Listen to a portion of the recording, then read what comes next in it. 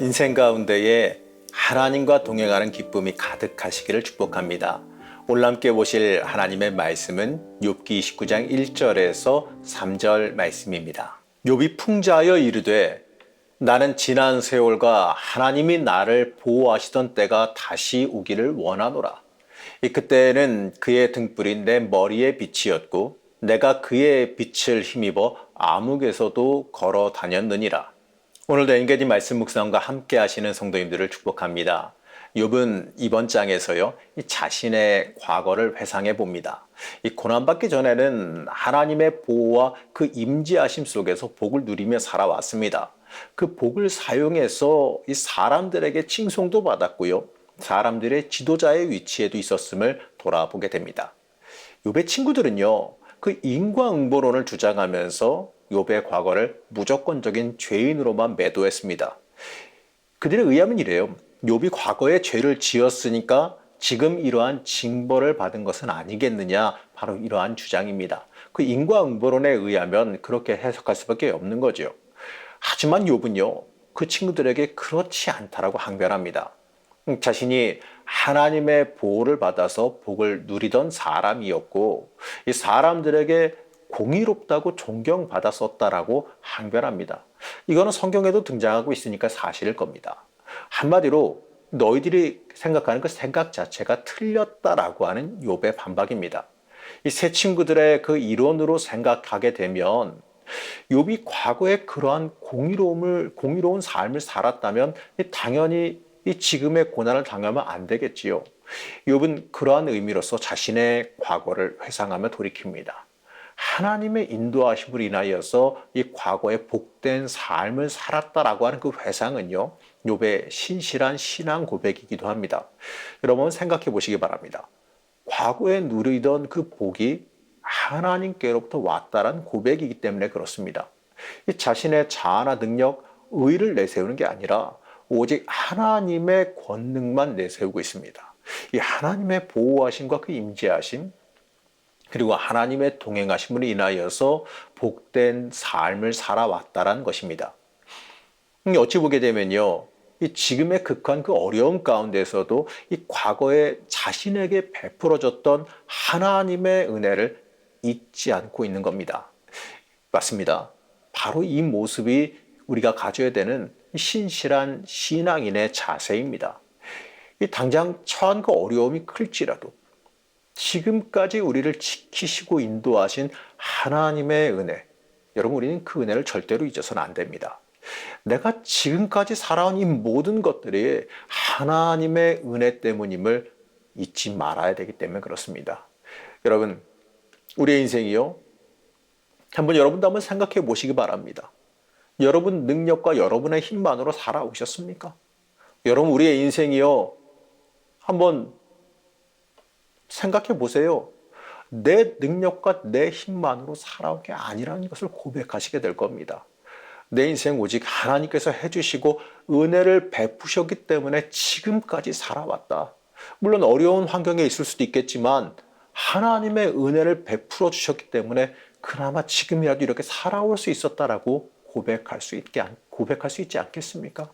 우리는 그렇게 하나님께 고백하며 살아갈 수 있어야 됩니다. 여러분, 사람이 어려움에 처하면요, 이 극심한 괴로움에 처하게 되면 어쩔 수 없이 그 어려움만, 당장 나를 억누르고 압제하는 그 어려움만 보이기 마련이라고 합니다. 그렇기 때문에 어려움의 순간에 과거의 일에 대한 감사함을 고백하는 것은 굉장히 어려운 일이라고 합니다. 욥처럼 억울한 고난을 당하고 있을 때는 더더욱 그러하겠지요. 자신의 죄에 비해서 너무나도 큰 대가를 치르고 있기 때문에 더더욱 그럴 겁니다. 하지만 욥은요, 그 순간일지라도 이 자신의 과거를 돌아보면서 나를 지금까지 인도하시고 돌보신 하나님의 은혜를 잊지 않고 기억하고 그 은혜를 고백하고 있습니다. 여러분, 우리도요, 이처럼 이 상황에 굴복하지 않는 그 신앙, 그리 아니하실지라도 나는 하나님을 믿고 섬기겠다고 하는 상황과 조건에 굴하지 않는 신앙을 고백할 수 있어야 합니다. 어려운 상황에서도 잊지 말아야 될 것이 있는데 그 어려움을 벗어나게 해주실 분이 누구시냐? 결국에는 여러분 정답은 정해져 있지 않습니까?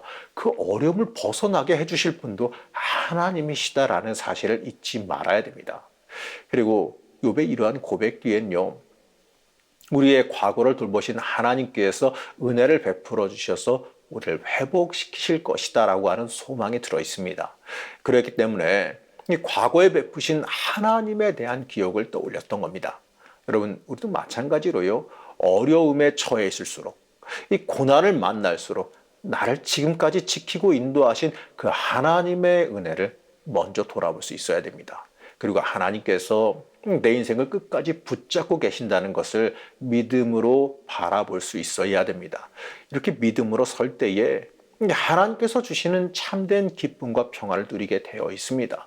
그리고 인내함으로 이 하나님의 해결하심과 응답하심을 경험하게 될 겁니다.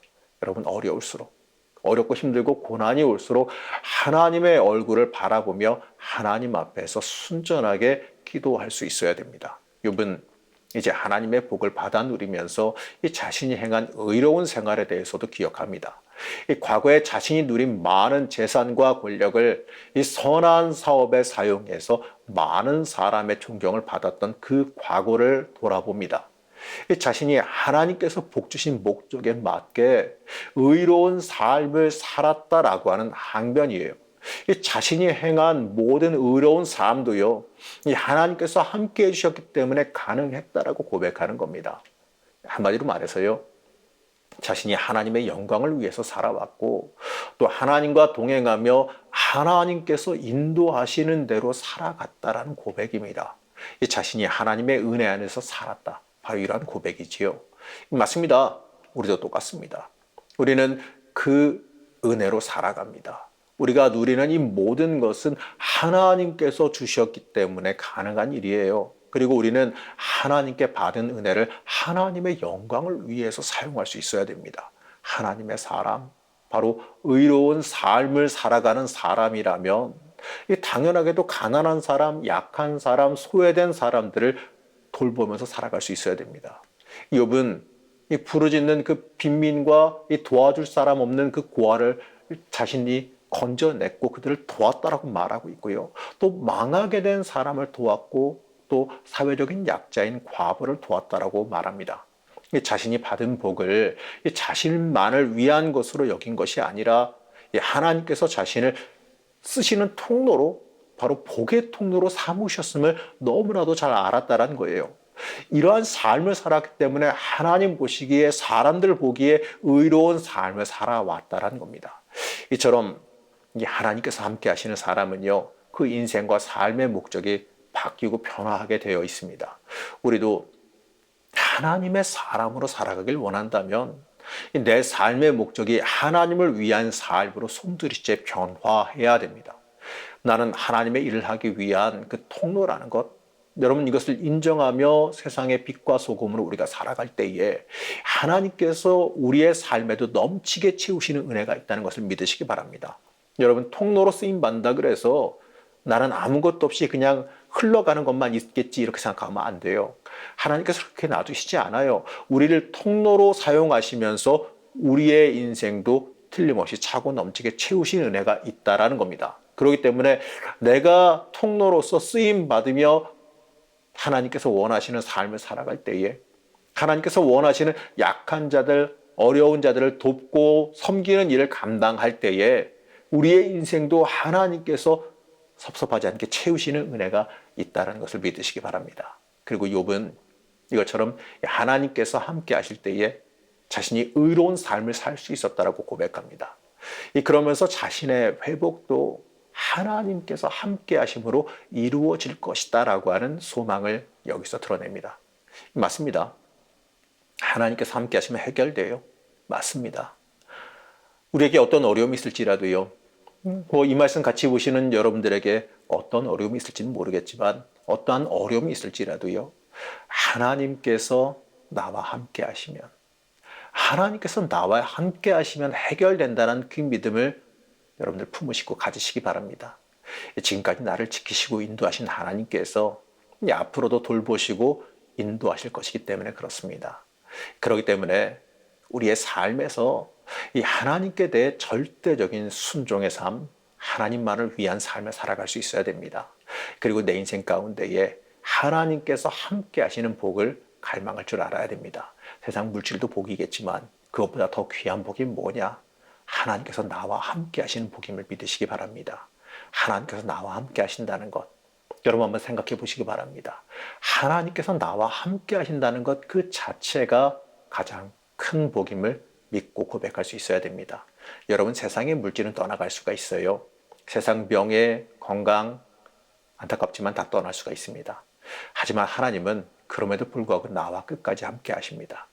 우리는 세상을 붙잡기보다 모든 것의 근본 되시고 근원 되시는 하나님을 붙잡을 수 있어야 됩니다. 사랑하는 성도 여러분, 우리의 인생의 방향 올바로 설정하셨기를 바랍니다. 이 세상에 썩어 없어질 것을 구할 것이 아니라 이 영원한 생명의 지혜를 간구하는 주의 자녀들이 되시기를 축복합니다. 하나님, 우리는 하나님의 은혜로 살아갑니다. 이 사실을 절대로 잊지 않게 하여 주옵시고 하나님 온전히 의지하며 살아갈 수 있게 허락하여 주시옵소서. 우리의 인생을 통해 하나님이 나와 함께 하신다는 그것 자체가 복이란 사실을 잊지 않게 하여 주옵시고 영원한 지혜를 갈망하며 살아갈 수 있게 허락하여 주시옵소서. 오늘 하루의 삶도 영원한 삶을 구하며 살아가는 영적인 지혜 있는 삶이 되게 허락하여 주시옵소서. 오늘 하루도 함께 하실 은혜를 받아 누린 하루가 되기를 시간 간절히 소망합니다. 하나님, 오늘 하루도 우리가 통행하시며 하나님께서 역사하시는 은혜가 온전히 있게 허락하여 주시옵소서. 거룩하고 존귀하신 예수님의 이름으로 간절히 기도드렸습니다. 아멘.